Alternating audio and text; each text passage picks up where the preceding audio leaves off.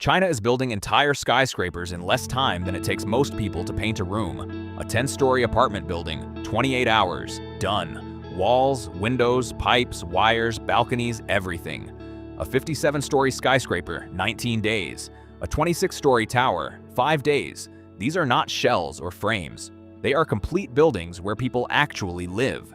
The man who figured out how to do this had never built anything in his life. He sold air conditioners. What pushed him into construction was one of the worst earthquakes in modern history, and he is not alone. A second company in China is doing something even stranger. They are printing houses with giant machines the way you print a document on paper. What you are about to see is two completely different methods that are flipping the construction industry upside down. The speed is shocking enough, but what happens after these buildings go up is what really blows people away. If you like stories about technology changing the world, please hit that like button. These videos take a huge amount of effort to make, and subscribing means you will not miss the next one, because the story gets even wilder from here. The buildings going up this fast are not flimsy demo models. They are engineered to outlast almost everything else on your street by centuries. And the reason they work so well traces back to a single question one man asked while watching his television screen. A question that would end up changing how entire cities get built. The earthquake that changed everything. Zhang Yue was not a builder. For most of his career, he ran a company called Broad Group. They made air conditioning systems, big ones for big buildings. Zhang Yue was good at it. His company grew into one of the largest air conditioning manufacturers in all of China. He had no reason to think about buildings. He had factories to run, orders to fill, and a business to grow. Construction was someone else's problem. Then 2008 happened. In May of that year, the ground shook in Sichuan province, and an 8.0 magnitude earthquake. The kind that does not just rattle windows, but turns entire cities into dust. Close to 70,000 people died, not in slowly collapsing buildings, in buildings that just came apart. Schools full of children, hospitals full of patients, homes where families were eating breakfast, concrete walls that were supposed to protect them became the thing that crushed them. Zhang Yue watched the news and could not shake one thought. The buildings did not fall because they were old. Many were built recently. They fell because concrete has a fatal flaw. When the ground moves, concrete does not bend. It breaks. And when it breaks, there is no warning. No creaking, no swaying, just a crack, and then everything comes down at once. The material that the entire world uses to build homes was never designed to handle that kind of force. Most people would have felt sad and moved on. Zhang Yue asked a different question. Why is the whole planet still building with this stuff? He could not find a good answer, so he did something radical.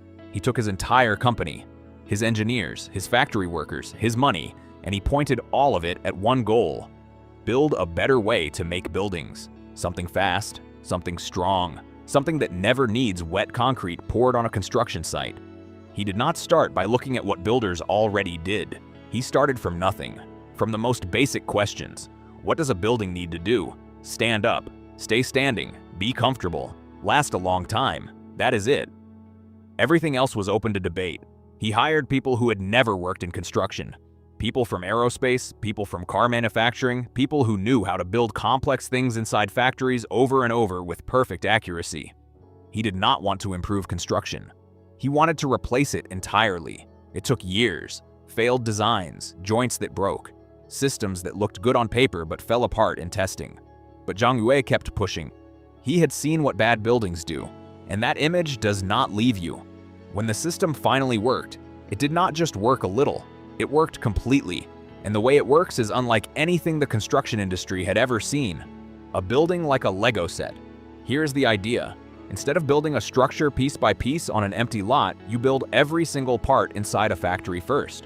Then you ship the parts to the site and snap them together. Think of it like a giant Lego set. Every piece is made in the factory. Every piece fits perfectly. And on the site, you just connect them. The Broad Group factory is enormous. It covers 230,000 square meters.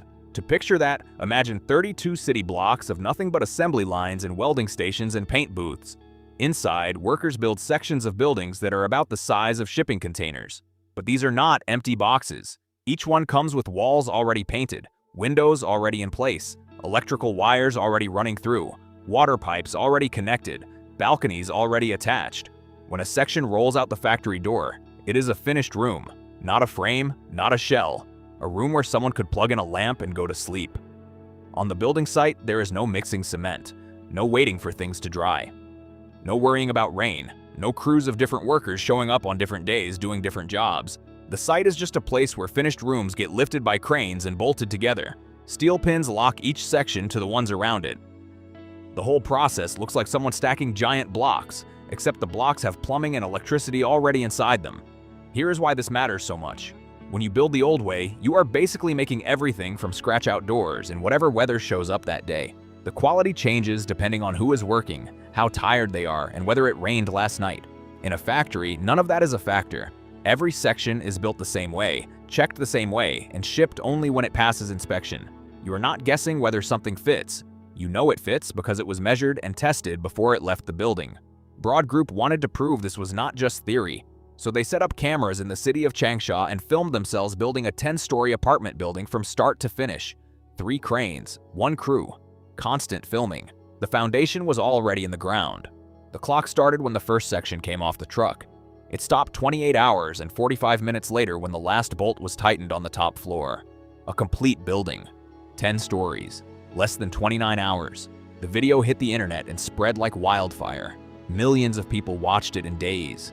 People who had spent their whole careers in construction did not know what to say. Some called it the future of building. Others said it was a trick, a stunt that would never work in real life. But everyone watched it more than once. Broad Group did not argue with the critics. They did not write a press release. They just built something bigger, going taller and faster. The next building was not 10 stories. It was 57. They called it Mini Sky City, and it rose 204 meters into the air.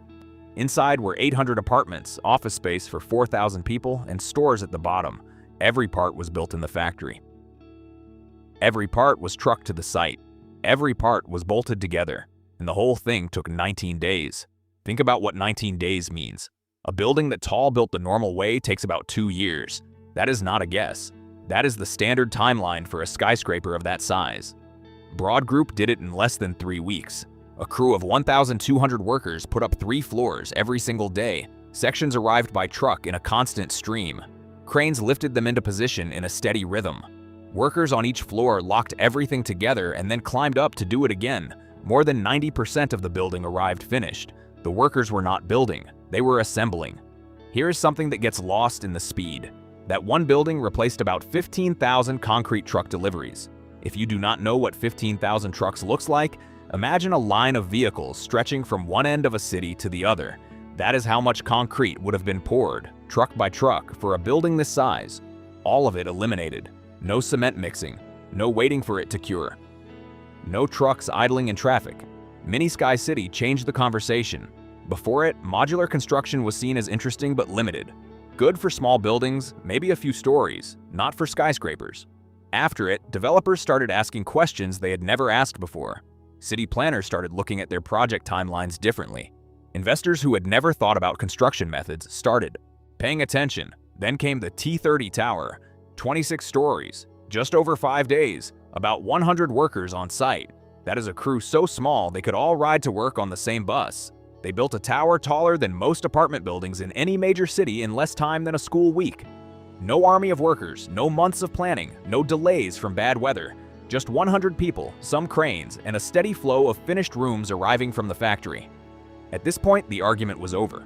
The buildings were real, people were living in them. The video evidence was public. Nobody could say it did not work. But a new question took over the conversation.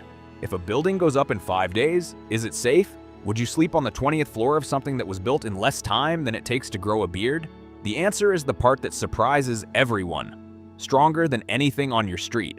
The steel used in Broad Group buildings is 10 times lighter than concrete. It is also 100 times stronger when you put weight on it. Those are not numbers from a company ad. They come from the China Academy of Building Research, which tested the materials independently.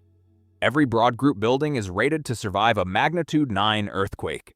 If you are not familiar with the scale, a magnitude 9 is among the most powerful quakes ever recorded on Earth. It is the kind of event that levels entire regions. The expected lifespan of these buildings is about 1,000 years. Read that again. The building that went up in 28 hours is designed to outlast almost every concrete building being built right now by 10 times. Most concrete buildings are made to last 50 to 100 years. That is the number engineers calculate when they start pouring. After that, the concrete starts breaking down. Steel modular buildings, if they are maintained, can stand for 10 centuries. The reason comes down to how different materials deal with stress. Concrete is stubborn. When you push it, it pushes back until it cannot anymore. Then it cracks. And once concrete cracks, it keeps cracking. It does not heal. It does not recover. Steel is different. When you push steel, it bends a little. When you stop pushing, it goes back to its original shape. During an earthquake, that difference is everything. A concrete building resists until it shatters. A steel building flexes and sways and then settles back down. The bolted connections between modules act like joints in your body. They absorb movement instead of fighting it. There is one more thing that makes this system different. Because everything is bolted together, it can also be taken apart. At the end of a building's life, every section can be unbolted, loaded on a truck and used somewhere else, or the steel can be melted down and made into something new. Construction waste on a Broad Group project drops by more than 90%. No piles of broken concrete, no heaps of scrap metal, no dumpsters full of wood and wire, just clean steel that goes right back into the system. The speed gets all the attention. The safety numbers get engineers interested. But the environmental story might be the most important part of all of this. Construction is one of the biggest sources of waste and pollution on the entire planet.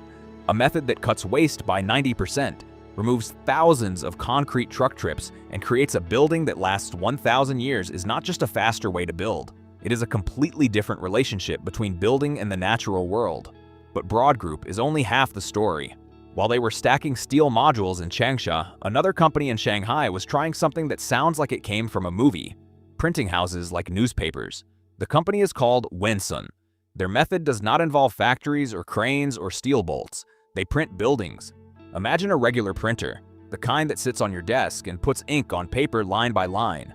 Now imagine that printer is the size of a warehouse. Instead of ink, it uses a mix of recycled construction waste and fast-drying cement. Instead of paper, it prints walls, layer after layer, row after row. Slowly, a building rises from the ground up, built by a machine following a digital file. In a single day, Winsun printed 10 complete houses. Each one was ready to move into. Not shells, not frames. Actual houses with walls, roofs, and interiors.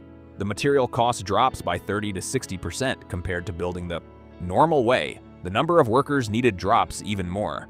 And because the printer reads from a computer file, you can change the design for every single house without changing anything about the machine. Want a different layout for house number 3? Change the file. The printer does not care. It just follows the new instructions. This is where printed construction starts to do things that regular buildings simply cannot match. A skilled architect can draw a building with curves and odd angles and flowing shapes that would cost a fortune to build by hand. With a printer, those shapes cost the same as a plain straight wall. The machine does not charge more for fancy designs. It lays down material the same way no matter what shape you ask for. That opens up a world of creative possibilities that the construction industry has never had at normal prices. The uses go far beyond China. Think about places where building homes is too expensive for regular people to afford. Places where families work full jobs and still cannot buy a house. Printed construction can drop those costs dramatically. Think about areas hit by floods or storms or earthquakes where people need shelter immediately. A printer can set up and produce sturdy structures within hours of a disaster. Think about rural communities in parts of Africa and Southeast Asia where there are simply not enough trained builders to construct things the old way. A printer does not need a crew of 50. It needs a few operators and a digital file. Winsun and Broad Group are doing completely different things. One builds sections in a factory and bolts them together on site. The other squirts material out of a nozzle and builds from the ground up. But the core idea is the same. Stop building by hand in the open air. Move construction into systems where everything is controlled, repeatable, and precise, where quality is built in from the start and waste is eliminated by design. Both companies are solving the same problem, and both are sitting inside a market that is growing much faster than most people realize, for reasons that go far beyond cool machines. Why most of the world is stuck. The world needs about 100 million new homes right now. That number is going up, not down. Construction costs are rising everywhere. The number of people who know how to build is shrinking. In the United States, the average construction worker is over 40 years old. Not enough young people are entering the trades to replace the ones who are retiring. Cities are growing faster than homes can be built. Rents keep climbing. Waiting lists for affordable housing stretch years into the future. The technology to fix a big part of this problem already exists. It is not on a drawing board. It is not in a lab. It is standing in cities across China, full of people who live and work inside it. The global modular construction market was worth about $95 billion in 2025. By 2034, it is expected to pass $175 billion. Asia holds about 45% of that market, and it is growing faster every year. China alone has committed over $1 trillion to infrastructure, and more of that money is going toward fast, efficient building methods. Other countries are moving too. Singapore now requires modular construction for public housing. The United Kingdom has put billions into factory-built programs. Japan and South Korea are scaling up their own systems. The money is real. The government support is real. This is not an experiment anymore. So why does most of the world still build the same way it did 50 years ago? The answer is not about technology. The answer is about everything else. Building codes in most countries were written for concrete and wood. They do not cover steel modules that snap together in a factory. Changing those codes takes years of testing, meetings, and political fighting. Supply chains are locked in. Cement companies, trucking companies, equipment rental businesses, all of them depend on the current system. They have no reason to help change it. Developers are nervous. If they try a new method and it fails, they lose money, so they stick with what they know. Workers have concerns too. Modular construction needs fewer people on site. That is part of why it is faster and cheaper, but it also means fewer jobs for the workers who have spent their lives building things the old way. That is a real problem. You cannot just tell someone their job is outdated and expect them to cheer for progress. Any honest look at the future of construction has to include those people. Broad Group once planned a building that would have been one of the tallest on Earth. It never started, not because the engineering was not ready, but because the rules, the permits, and the financial systems were not ready. The gap between what we can build and what the rules allow us to build is the real story here. Meanwhile, China puts up a 26-story tower in 5 days. A similar building in London or New York takes 3 years from the first paperwork to the first set of keys. Same planet, same decade, totally different worlds. The question is not whether this technology will take over.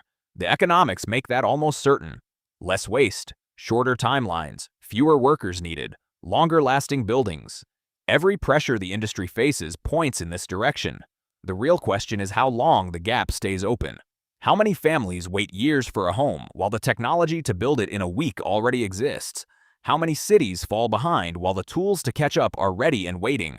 A man who spent his life making air conditioners watched an earthquake destroy 70,000 lives and asked a simple question. Then he built a factory and changed everything. Someone else pointed a giant printer at a pile of recycled rubble and made 10 houses in a day. The new way is faster, stronger, safer, cheaper, and better for the planet. The only question left is how long the old way holds on. If this is the kind of story you came for, hit that like button, subscribe, and turn on notifications so you never miss the next one. There are more videos on the screen right now if you want to keep going. Here is something to think about.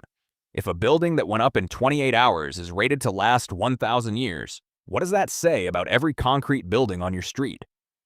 Leave your answer in the comments. We read every single one.